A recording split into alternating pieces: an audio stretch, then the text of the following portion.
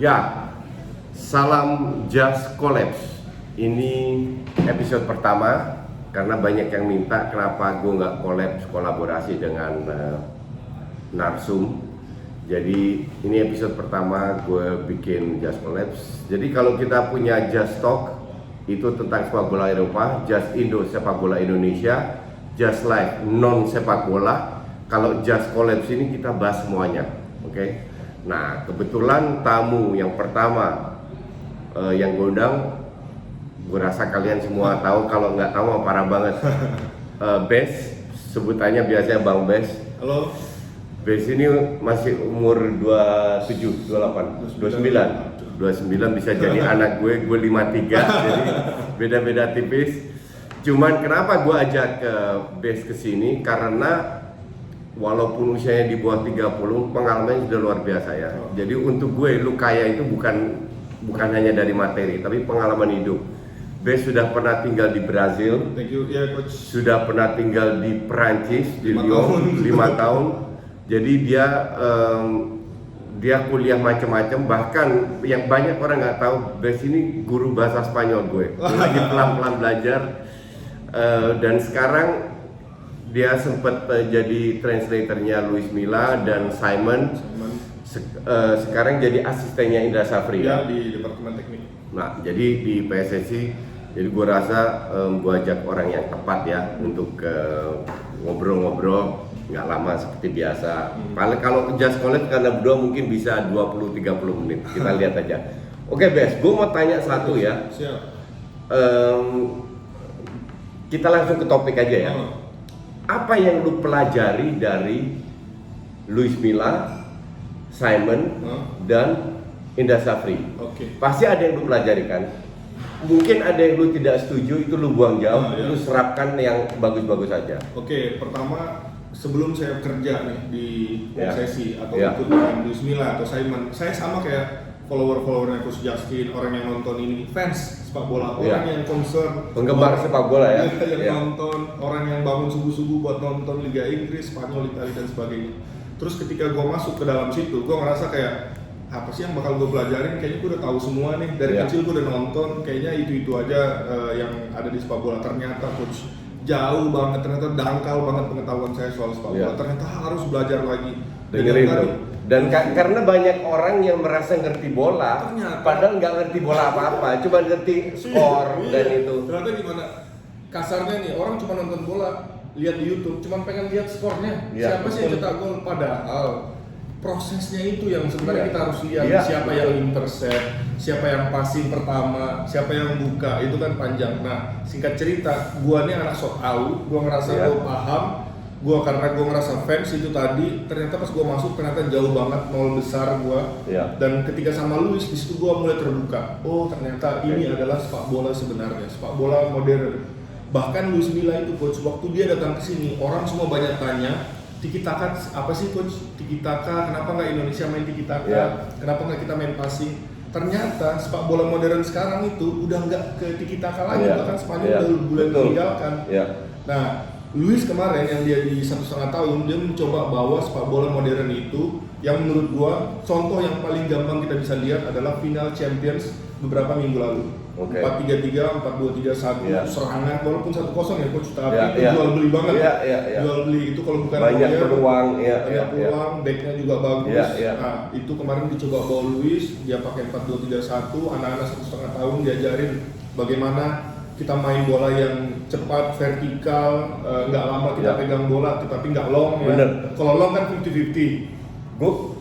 Gue setuju karena untuk gue sepak bola modern eranya sekarang udah direct football. Nggak bangun serangan dari kiri kanan, tapi lebih ke direct football. Nah, dan kita baca juga itu di FIFA, laporan FIFA Piala Dunia 2018. Itu rata-rata tim yang menang itu bukan tim yang melakukan penguasaan bola yang bagus. Malah tim yang penguasaan bolanya di bawah 50%. Contohnya Kroasia. Contohnya lagi Prancis sangat kelihatan. Sangat vertikal, dapat bola pung. Tapi nggak long juga, long 50-50. Terus gue ngerasa gue masih bukan apa-apa. Akhirnya sama Luis belajar itu tadi sepak bola modern. Terus gue ngerasa lagi, gue belajar sepak bola modern. gue udah paham dong, gue merasa kayak gitu. Ternyata belum juga coach. Ternyata sepak bola itu lebih kompleks daripada 11 lawan 11. Ternyata banyak banget faktor persiapannya, teknis dan non teknis, makannya, tidurnya, disiplinnya, ternyata aduh sangat complicated. Akhirnya belajar sama Simon, sama juga ternyata sepak bola modern gitu juga, balikin ke situ juga. Coach Indra juga sama. Akhirnya ya sepak bola modern itu yang saya pelajari. Jadi dari tiga sosok itu rata-rata intinya kira-kira sama ya. Kira-kira sama. Yang membuat mereka berbeda itu apa? Yang membuat mereka berbeda mungkin adalah culture, budaya. Oke. Nah, pertama atau pendekatannya. Kalau Luis, kalau menurut saya nih coach, ada beda dua ya, pelatih itu ada yang manager, ada yang teacher. Kalau buat saya, teacher tuh ibarat Arsene Wenger, ya, manager tuh ibarat Mourinho, bukan pelatih yang pemain muda kita ajarin menang. Nah, itu bukan Mourinho menurut saya. Mourinho tuh dia convince Samuel Eto'o buat jadi back kiri, dia convince siapa Diego Milito zaman dulu atau siapa. Terus Arsene Wenger, ya kan dia tipe-tipe pelatih yang dia tidak terlalu mementingkan hasil, anak muda dibimbing bawah. Nah, menurut saya Luis Milla ini adalah tipe manager teacher.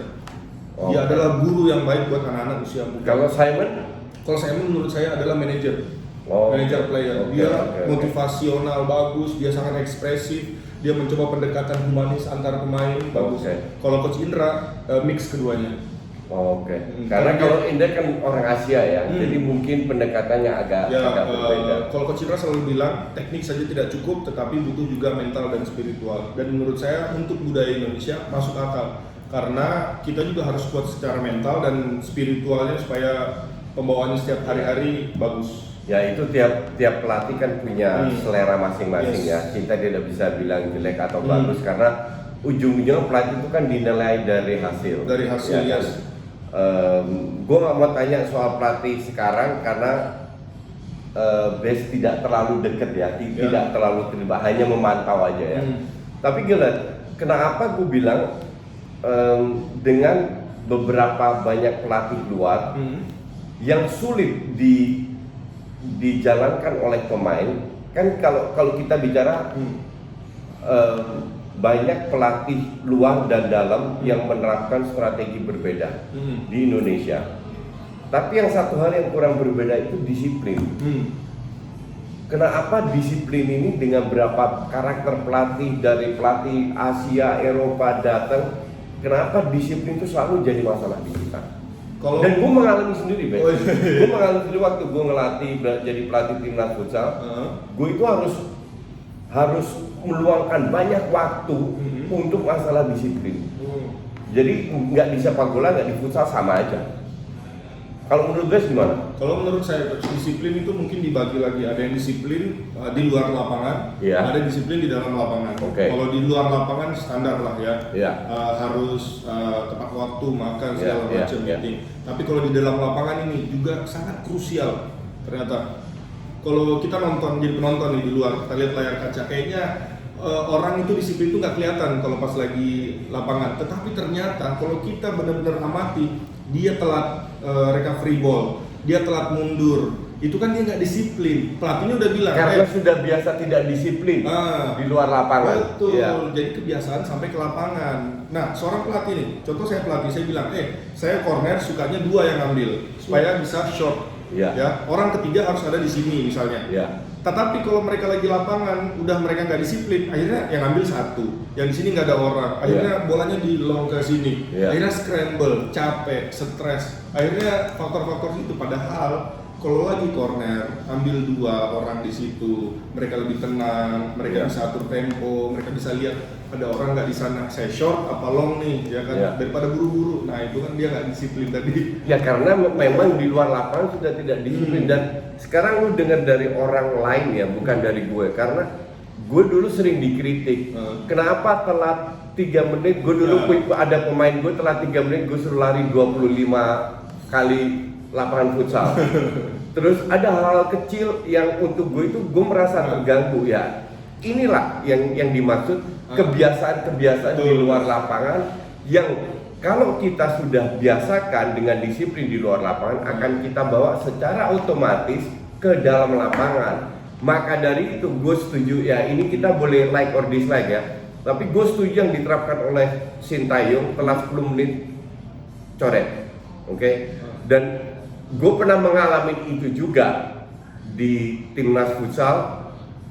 Pas ada meeting telat, nggak diapa-apain, gue suruh pusat nggak boleh sama pelatih. Ya itu hak pelatih. Cuman di sini adalah perbedaan pendapat ya. Ada pelatih dan gue yakin banyak pelatih di Indonesia yang membiarkan hal-hal kayak begitu. Tapi gue lebih tipenya Sintayong. Nah, Jadi lu telat, ya lu melanggar kan. Lu mau apapun alasannya, you're late. Dan gue setuju sama Sintayong. Geser. saya di sini mau ada dua komentar coach. Pertama, banyak yang tanya juga saya coach. Zaman Luis Milla dulu Kenapa enggak? diterapkan nggak soal yang orang-orang telat gitu? Ya. Diterapkan dan ada dendanya. Ya. Kebetulan saya catat, tukang catat. Oke. Waktu itu kita kumpulkan dana sekitar telat per 5 menit itu kayak 100-200 ribu waktu itu. Pokoknya in the end of the day, awal-awal banyak banget orang yang telat. Itu kita kumpul sekitar 2 jutaan. Itu uangnya kita kasih ke panti asuhan. Nah, kalau Simon beda lagi pendekatannya. Kalau ada yang telat, dia akan mendekati anak itu, dikasih tahu nggak boleh lagi, tapi ada hukuman di depan umum ya. Terus case kedua yang saya mau cerita, waktu itu 2018-19 awal saya bersama pelatih AFC Pro, kita studi banding ke Deportivo Alaves. Itu klub La Liga ya, buat kalian yang nonton La Liga, dia papan bawah, tetapi dia punya fasilitas nomor 1, bagus banget, lapangan sendiri. Wow, ada sisi tanya jawab, ditanyalah pelatih akademi Deportivo Alaves oleh salah orang pelatih. Coach, kalau misalnya ada pemain telat, apa hukumannya? Kira-kira apa jawaban pelatih itu coach? Pelatih Alaves nggak tahu. Pelatih Alaves itu bilang dia bingung karena nggak pernah ada pemain Alaves yang telat. Karena dia bilang di sini latihan jam 5, jam 6, anak-anak itu jam 3 udah di situ, jam 4 udah di situ. Karena mereka profesional juga ya. Udah nge-gym, udah injury prevention. Nah ini yang penting nih buat teman-teman yang suka main bola atau yang pengen jadi pemain profesional, sangat penting untuk dipelajari injury prevention. Jadi nggak langsung main bola jam 4, datang setengah 4, langsung main pemanasan seadanya, tetapi nggak ada injury prevention yang lutut, ankle. Mungkin belum ada, mungkin mereka persiapan tidak sejauh itu, belum ada yang melakukan itu. Ya, gue nggak tahu juga ada atau tidak ya. Tapi gue setuju bahwa gue dulu kan sering nonton timnas Belanda main ya. Itu ada 2-3 orang hanya untuk persiapan bareng. Untuk tekanan bola harus untuk jadi untuk persiapan aja itu butuh 2-3 orang. Dulu seprofesional itu, dan itu kan disorot sama TV Belanda ya. Jadi gue nonton, ternyata persiapan itu luar biasa yang mungkin kita belum selevel itu. But that's okay, kan kembali lagi ke diri masing-masing. Sekali lagi, pelatih yang tidak keras atau yang longgar itu hak pelatih, gue tidak menyalahkan. Tapi kalau gue kayak Sintayong dari sisi disiplin ya, gue orangnya keras. Karena ya seperti yang lu bilang, di Eropa lu harus tahu lu main untuk timnas gitu loh. Gue kan pelatih timnas waktu itu. Jadi lu harus berikan segalanya termasuk disiplin. Kalau lu nggak disiplin di luar lapangan, gimana lu mau disiplin di dalam lapangan? Tapi kembali lagi itu selera pelatih. Yang penting ya lihat hasil akhir aja, karena pelatih dinilai dari hasil akhir, sesimpel itu. Dulu juga zamannya Luis pernah kita ada namanya injury prevent coach dari Prancis. Satu. Di sini ada nggak kayak gitu? Sekarang saya belum lihat lagi. Mungkin di timnya Sintayong ini ada, mungkin saya nggak tahu. Tapi yang di Liga 1 saya nggak tahu ada apa enggak. Tapi zamannya Luis dulu, setiap ada pemain sebelum dia masuk ke fisio, sebelum dia masuk ke latihan, dilatih dulu sama kawan ini. Di punggung lah, wall lah, apalah, pakai buso lah, semua. Supaya apa? Supaya penguatan. Jadi ketika mereka masuk ke latihan udah siap. Nah, terus waktu itu pengalaman sedikit coach, kita lawan Thailand, timnas Thailand di GBK. Kita seberang-seberangan ruang gantinya. Terus sebelum pemanasan, Thailand udah masuk duluan ke pinggir, belum ke lapangan, ke pinggir ruang ganti, nyiapin kon apa semua. Ternyata itu mereka udah siapin injury prevention itu, latihan tanpa bola, pakai karet, pakai apa, dan kayaknya itu sekarang lagi ngetren karena emang supaya lebih kuat kan. Ya kan ujungnya ini masalah ilmu juga masalah niat ya untuk mencari. Kalau seandainya seperti yang lu bilang tadi, seandainya orang kayak gitu di Indonesia nggak ada, ya datengin. Terutama buat timnas senior. Yes. Itu kalau gue bilang sangat penting. Maka dari itu pemain yang di klubnya tidak disiplin masuk ke timnas sekarang dengan Sintayong yang sangat disiplin, mereka akan keteteran. Dan gue rasa ini shock effect ya. Bagus buat dua pemainnya tersebut yang dicoret. Gue melihatnya dari sisi positif karena dengan hal yang membuat mereka kaget dan mungkin peluangnya hilang untuk memperkuat timnas lagi, pelajaran ini akan mereka bawa ke kehidupan mereka berikutnya, bahwa mereka harus disiplin. Nah, ini yang kita harus pelajari. Ada yang mungkin belum pernah dibuka ya sama ke kawan-kawan. Dulu Lusmila pernah cerita, dia pernah mencoret waktu dia jadi pelatih timnas U20 Spanyol. Dia mencoret salah satu seorang pemain back mainnya di Barcelona sekarang, Jordi Alba, karena indisipliner. Karena ini apa indisipliner? Dia cerita nggak? Telat-telat begitu, coach. Dia bilang sebenarnya saya tahu ini adalah pemain hebat. Akhirnya yang harus saya lakukan adalah shock terapi terhadap pemain-pemain lainnya. Betul. Akhirnya Jordi Alba dia merasa saya ini pemain bintang, kok dicoret sih? Terus lama-lama akhirnya ternyata saya salah. Ya saya salah. Akhirnya dia mengakui dia salah. Akhirnya main inti dan akhirnya juara. Tapi sebelum itu dicoret juga. Ada juga dia pemain yang dia coret indisipliner dan dia nggak ngerasa dia salah. Nah ini nggak boleh nih, nggak boleh sampai kejadian ini. Gue sebut aja namanya. Siapa lagi namanya tuh? Munir Al-Habidi. Dia nggak merasa dia salah. Dia nggak merasa dia salah. Kenapa, coach? Dia main Barcelona. Terus dia merasa dia star, dia bintang. Itu kembali ke attitude ya. Dia punya indisipliner, dicoret sama Luis Milla. Dia nggak minta maaf, nggak ada mencoba mengubah. Akhirnya ya nggak balik lagi ke timnas. Sekarang dia mainnya di nggak terlalu. Sevilla, padahal ini pemain berbakat loh. Barcelona. La Masia. Dan ini kembali sebuah bukti. Gue suka Coach Nova, asistennya Coach Bima di U16 ya. Gue nggak tahu apakah dia ngomong begitu, cuman gue lihat di Instagram. Asistennya Coach Sintayong. Oh iya, asistennya Sintayong. Gue lihat di Instagram fotonya dia, jadi gue berasumsi dia ngomong. Disiplin penting, makanan penting. Yang terakhir tadi dia bilang apa? Nomor satu adalah attitude. Attitude itu penting. Kadang-kadang tingkah laku sikap kalian itu apa sih? Talentanya nggak cukup. Iya. Sekarang mereka berani kurang ajar terhadap yang lebih senior dan lebih berpengalaman. Prestasi mereka apa? Pernah juara dunia nggak pernah? Juara Asia nggak pernah? Juara AFF aja udah kapan terakhir? Atau nggak pernah bahkan AFF? Iya kan? Iya. Jadi mereka itu pemain kita belum apa-apa tapi nggak punya attitude. Nah ini yang gue kadang sama pemain kayak gitu itu gue marah banget. Pemain yang kurang ajar tidak punya attitude. Ada quote sedikit coach saya ambil dari Inggris, walaupun coach penggemar Arsenal ya kayaknya. Ini MU, Sir Alex dia bilang. Gue juga kagum sama Sir Alex. Oh iya, dia salah satu pelatih terbaik tuh. Dia bilang melatih pemain bintang tuh mudah coach. Tapi melatih pemain yang merasa dirinya bintang itu susah. Iya, betul.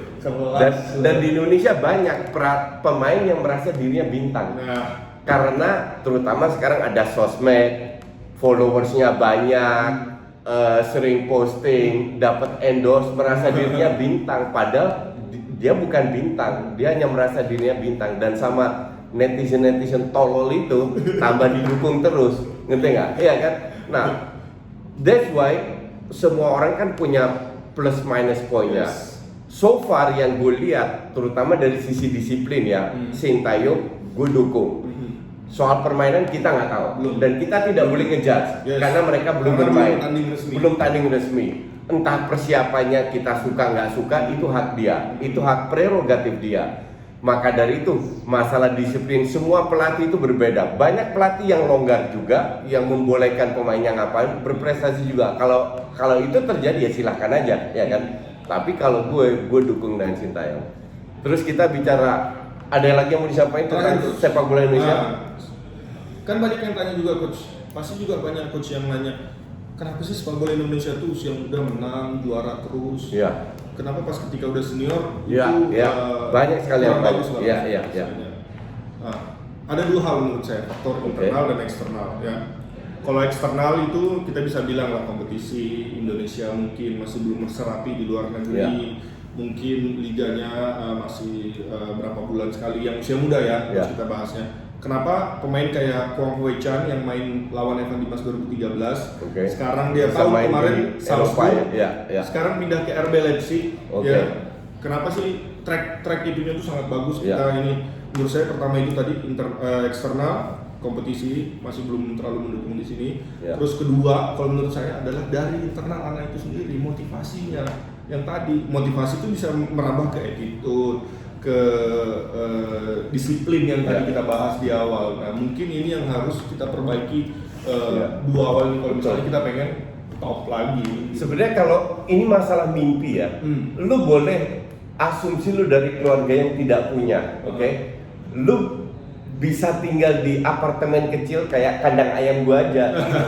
Itu sebuah prestasi yang luar biasa. Tapi ada juga orang yang tidak punya apa-apa, mimpinya punya rumah di New York atau di London.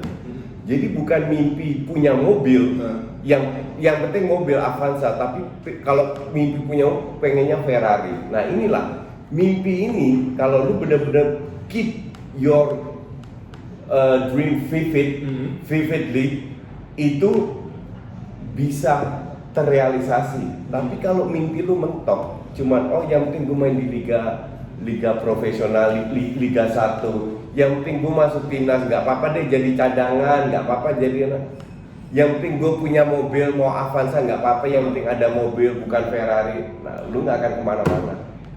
Ya itulah, padahal dulu Soekarno, pendiri kita, presiden pertama pernah bilang, mimpi itu setinggi langit, kalau kau jatuhnya di antara bintang-bintang. Iya, betul. Padahal dia udah ngasih tahu itu dulu, padahal kenapa nggak kesana? Beda mimpi dan ngayal ya. Kalau lu ngayal, lu nggak melakukan apa-apa. Kalau lu mimpi, lu melakukan, gue seumur gini pengalaman hidup gue 2 kali daripada lu. Gue mengalami itu. Gue pun juga punya mimpi. Ngerti nggak? That's why kalau lu punya mimpi, lu bekerja step by step. You work for it. Target lu di situ. Entah tercapai atau tidak, itu nomor 9. Yang penting lu punya target, lu lakukan segalanya untuk mencapai target itu. Kalau lu ngayal, lu nggak kerja, cuma mimpi doang, nah itu beda. Kayak kita nih, kita pengen Indonesia tuh masuk Piala Dunia. Tapi kita nggak ngelakuin apa-apa. Kita menghayal. Betul. Sama kayak kalau gue dulu di futsal ya. Justin, target apa? Wah, kalau kita masuk final udah luar biasa. Enggak, target harus juara. Oke, terus saya dapat apa? Apakah saya dapat friendly match ke luar negeri apa? Enggak dapat apa-apa ya. Fuck you lah. Ngerti nggak? Ya. Oke, cukup soal sepak bola Indonesia. Sekarang kita sedikit ke sepak bola luar. Lu fans apa? MU ya? Juve. Kalau di Inggris nggak ada? Anak 90s. Kalau Inggris nggak ada? Kalau di Inggris, karena dulu pernah disponsori Garuda, gue suka Liverpool. Kayak mainnya Liverpool, gegenpress. Kita bahas ini aja deh. Kira-kira menurut lu musim yang akan datang di IPL gimana? Di IPL menurut gua tergantung dari transfer yang bakal terjadi bentar lagi nih. Apakah Messi pindah apa enggak? Oke. Kita berandai-andai, namanya berandai. Asumsi Liverpool dapat Thiago. Asumsi Arsenal dapat Awar dan Partey. Chelsea udah full kan? Asumsi Man United dapat Donny van de Beek sama pemain depan sama pemain belakang. Jadi 4 tim ini Spurs sudah diperkuat kan? City sudah dapat Ake, Ferran Torres dan Messi. Kira-kira kalau Big Six ini diperkuat semua, kira-kira peta ke depan ke musim depannya gimana? Kalau menurut saya coach, tadi kan coach bilang, saya bilang tergantung dari transfer yang bakal terjadi Messi. Tetapi sorry nih, buat fans-fans yang lain, menurut saya tetap juaranya bakal Liverpool. Karena mereka udah konsisten, mereka udah punya fondasi yang lebih kuat. Mereka istilahnya bukan ngambil pemain baru buat jadi pemain inti. Kayaknya pemain barunya itu buat jadi pelengkap. Betul, gue setuju. Cuman lo harus lihat juga pada saat setelah selesai liburan performanya menurun Liverpool. Kalau menurut gue salah satunya mereka tidak punya pelapis dua yang memadai. Jadi pemain intinya seolah-olah kalau nggak main bagus pun nggak bakal dicadangin. Jadi kalau gue bilang zona nyaman lah ya. Iya, Liverpool itu harus beli 3-4 pemain. Jadi lu beli Thiago doang is not enough. Tapi ada yang bilang juga coach, Liverpool yang beli Thiago itu masih lebih baik daripada City yang beli Messi. Saya lebih worth it beli Thiago, seorang Thiago Alcantara daripada Messi ini. Karena Messi sudah mungkin yes dan no. Karena kalau lu taruh liga baru juga. Ya, oke. Kalau lu taruh Messi di posisinya Mahrez, sayap kiri dia. Sayap kanan, sayap kanan taruh di Mahrez kan dia insert ke dalam. At least lebih banyak kreativitas, oke. Cuman memang yang jadi masalah dengan City kan mereka kehilangan banyak poin lawan tim parkir bis. Yes, ya betul. Kan? Dan gue juga tidak yakin. Justru gue bilang solusinya oke, Messi masuk, tapi lu harus ambil satu striker yang tinggi, yang kuat dengan bola atas, dan selama ini tidak dimiliki oleh City. Buat jadi referensi ya, kayak ya, buat dulu. Kayak itulah. Luke De Jong di Sevilla jadi super sub, masuk cetak gol. Kalau itu Liverpool, kalau Man United gimana menurut lo? Kalau Man United kayaknya menang hoki aja akhir-akhir ini, penalti lah. Tuh, dengar, bukan gue yang ngomong ya, orang lain yang ngomong. Bukan fans MU atau fans salah satu klub ya, tetapi gue ngelihatnya kayak MU ini penalti lagi, lagi. Selalu diuntungkan dengan penalti, walaupun mayoritas emang layak penalti. Iya, karena mereka nyerang, dikasih pelanggaran. Tetapi ketika dia dapat lawan yang lebih sulit, kayaknya bakal kesulitan juga. Ya, lu nggak bisa ngandelin penalti doang. Kalau menurut gue ini kayak anak keren di sekolah yang ngebully anak yang cupu. Akhirnya MU dapet Donny van de Beek, cuman gue nggak mau bahas MU terlalu banyak. Kenapa? Lu harus nonton Poros Salang. Di situ gue sudah bahas sama Fuad sama Patrick, bahas MU juga. Jadi mungkin di sana lebih banyak. Tapi kira-kira menurut lu Chelsea dengan begitu banyak pemain, dengan banyak pemain itu, panjang umur, kira-kira bisa jadi juara nggak? Kalau menurut saya buat jadi juara sih kayaknya belum ya. Ini ibarat saya lagi main FIFA, PS4, ya kan coach, anak muda kan main PS4. Gue nggak pernah main FIFA game, gue nggak bisa main game. Terus kita lagi career mode, akhirnya beli pemain sesuka kita. Kayaknya orang tuh kita, gue beli ini ya, dikasih. Gue beli ini ya, dikasih. Gue tuh kalau main kayak begitu, gue tuh pengen banget punya kayak Havertz, gue pengen banget punya Timo Werner. Itu kayak Chelsea belinya tuh kayak gampang banget, dapat Hakim Ziyech. Tetapi menurut saya tim yang baik itu bukan tim yang dipenuhi oleh pemain-pemain bintang berbakat segala macam, tetapi pemain yang bisa ada koneksi satu sama lain. Dan itu memang belum terbukti sama sekali. Bakal sulit. Mungkin kalau tim ini dipertahankan selama 2-3 tahun, mungkin tahun depan akan lebih serius, bisa mempersulit Liverpool dan City. Tapi kalau untuk gue tahun ini tetap dipegang Liverpool sama City. Kalau saya Liverpool, kalau saya tetap Liverpool. Ya, at least 1-2 itu lah, Liverpool dan City. Tapi ke Chelsea ini juga kita harus lihat juga faktor Frank Lampard. Dia masih muda banget, masih belum terlalu bikin banyak kesalahan lah, masih bereksperimen. Kasarnya pelatih muda itu kadang-kadang dia punya ideologi, dia pertahankan, masih naif. Gue bodo amat deh. Ini gue pengen main dia biar kelihatan gue pakai pemain muda, biar kelihatan gue tuh pengen naikin Mason Mount. Itu gue mau pengen naikin strikernya ya kan. Ya masih ada ideologinya itu, masih belum pragmatis. Ya, emang kalau gue bilang Chelsea ini masih tanda tanya besar. Arahnya bisa bagus, bisa jelek juga. Nah, coach, tapi Spurs gimana? Jose Mourinho setelah dia ngambil Spurs lumayan lah, juggling, menang kalah. Gue kalau ngelihat, yang penting bukan menang kalah ya, cuman gue ngelihat gaya permainan Mourinho itu bikin pemain depannya stres karena dikasih lombol terus. Dan dia beli pemainnya kan pemain biasa aja, Beres lah, Johar lah, siapa gue nggak ngerti. Johar bakal jadi main di FA Cup paling. Nah, gue nggak ngerti juga. Cuman intinya adalah gue tidak melihat Spurs bisa masuk 4 besar. Feeling gue ya. Tinggian Spurs apa Arsenal? Tergantung. Gak usah ngomongin 4 besar. Oke, tergantung. Sekarang Arsenal kan baru dapat 2 pemain, Willian sama Gabriel. Kalau mereka dapat 3 pemain lagi, pemain tengah, yang diincar 2 pemain tengah, 1 pemain depan, Partey, Aouar, itu definitely tinggi Arsenal. Tapi kalau pemain 3 ini nggak dapat hanya dengan squad sekarang, berat. Bisa aja tapi berat. Tapi bisa nahan Liverpool Betul. Liverpool B. Betul, karena enggak, Liverpool itu tim inti loh yang main. Bahkan Arsenal B. Arsenal B.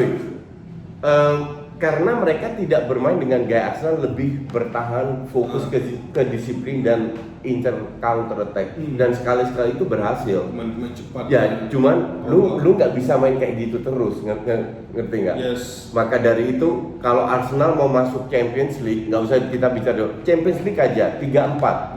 Itu at least harus minimal 2, kalau bisa 3 pemain datang lagi. Ya. Gitu. Leicester berarti nggak ada harapan nih, nggak ada bahas. Gue lihat strateginya Rodgers itu terlalu bunuh diri, terlalu ngepresnya, terlalu berani dan kualitas individu pemainnya kurang, dan Vardy itu kan butuh speed, tambah lama tambah lambat. Yes. Jadi gue 3-4 dan gue nggak ngelihat Leicester bisa lebih bagus lagi. Ya kayak sekarang atau turun. James Maddison nggak pindah lah ya. Gue bilang overrated player. Dulu awal-awal ya, masih bagus di Leicester, tapi suruh main di klub besar, beda cerita. Sama kayak Drinkwater waktu ke Chelsea. Yeah. Ini pemain apaan ini lagi? sama kayak ini nih, Jack Grealish nih. Jack Grealish juga. Aduh, ampunan deh. Jago dia memang di Aston Villa. Di Aston Villa, betul. Dia pindah ke MU, ke Chelsea atau ke mana? Dan harganya mahal pula, 80 juta. Udah gila beli Grealish, pemain Inggris sarap semua. Oke, gue rasa cukup, jangan kepanjangan, ntar orang pada malas nonton. Setuju, Coach. Thanks for watching, thank you Bes. Dan sama-sama. semoga kalau gue punya tamu-tamu lain, dan mungkin ini Bes juga bisa bikin playlist di videonya Bes. Ya. Kalian silakan follow di YouTube-nya. Apa akun YouTube-nya namanya? YouTube-nya Bang Bes juga. Bang Bes juga. Oke. Bang Bes, ntar gue cek, gue juga follow. Thank you for watching. Kita ketemu lagi di Nation League nanti di Just Talk. See you.